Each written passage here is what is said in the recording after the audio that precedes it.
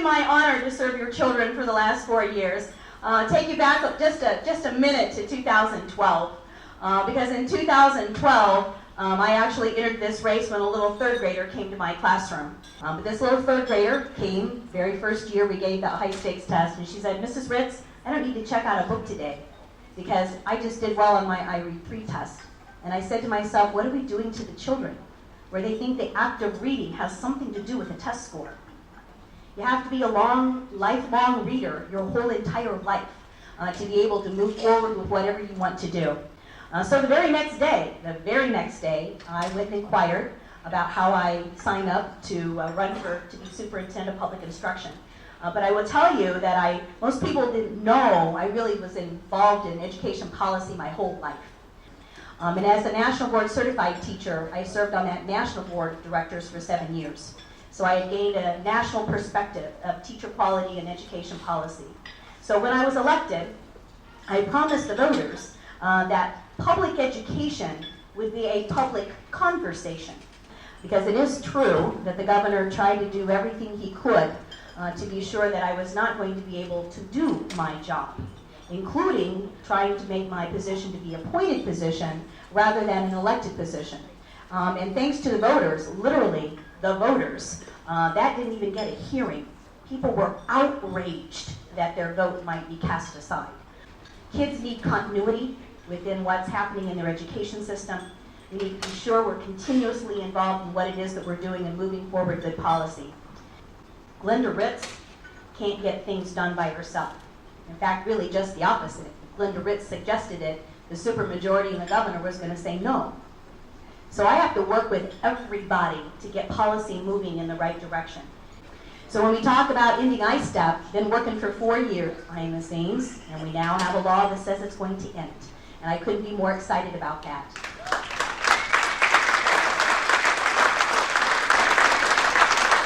And so it's important that we have an election now, because we have an opportunity to start making the law be common sense about what it is that we're doing to the education profession, because you know, even here in Richmond, we have a teacher shortage.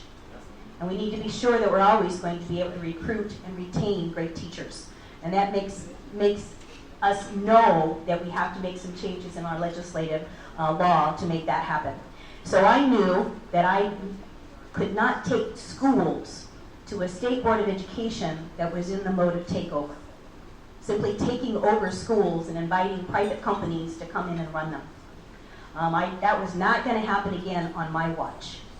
So I reorganized the Department of Education to form Outreach for School Improvement. And that means that there's an outreach coordinator in every region of Indiana, and they know every single principal in their region. It is their duty to know every single principal and know what the needs are of the children. It's all about the kids.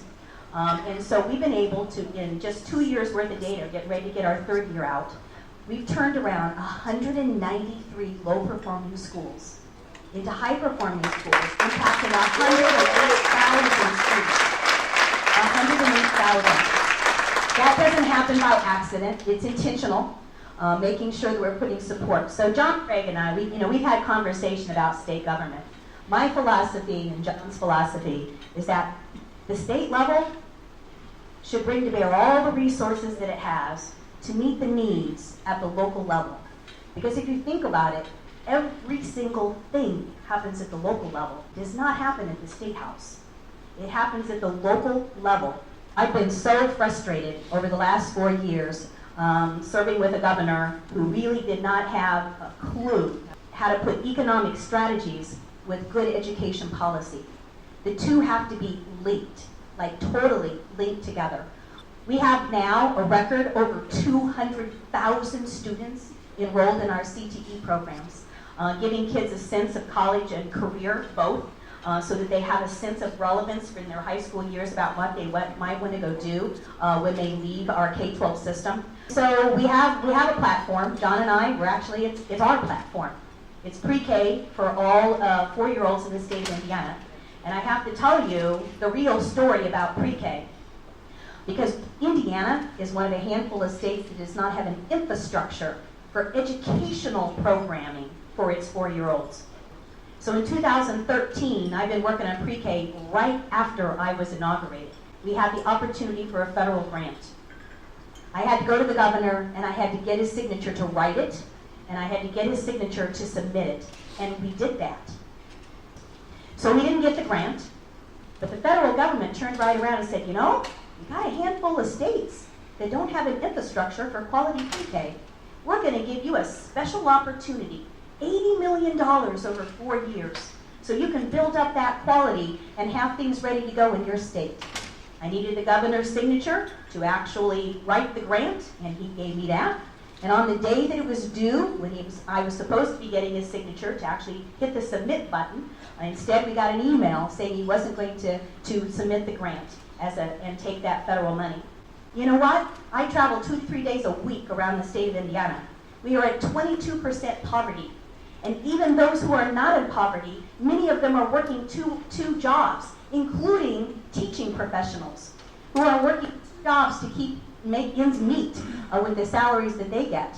So we have to be sure that we're able to help out the families. It's about families here in the state of Indiana, and we can do that for less than 1% of our budget. Less than 1% we can make that happen to make sure that everybody has access to pre-K, and that's a really big thing to do here in the state of Indiana, and it will be an uphill battle, but I will tell you, everywhere I go, everybody wants pre-K. Like, no one's talking not really. I am very excited that we are on the road to having some Democratic leadership at that State House to walk alongside me, and I'll be very proud to serve your children for another 4 years, and thank you so much for voting and staying behind me.